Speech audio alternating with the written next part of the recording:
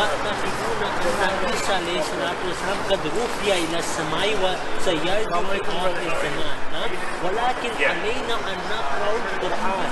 قال سبحانه وتعالى في سورة المائدة: عيسى عليه السلام على يوم القيامة: ما قلت لهم إلا ما أمرتني به أن اعبدوا الله ربي وربكم وكنت عليهم شهيدا ما دمت فيهم فلما توفيتني كنت أنت رقيب عليهم.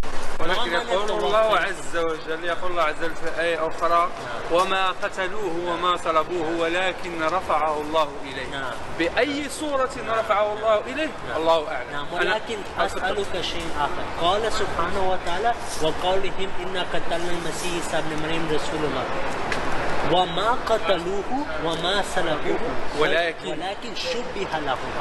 ولكن قال الله في القرآن الكريم في سورة آل عمران: إذ قال الله يا عيسى إني متوفيك ورافعك إلي. ما معنى متوفيك؟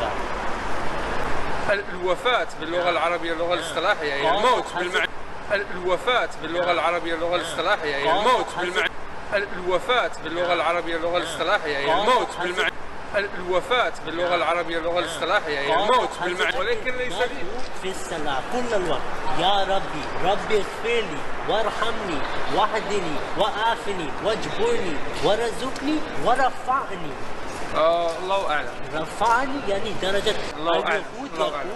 It's a good reflection that we have to have. Everyone has to have. الله أعلم. It's a good reflection that we have to have. Everyone has to have. اسمعوا صوت السماء جاء المسيح جاء المسيح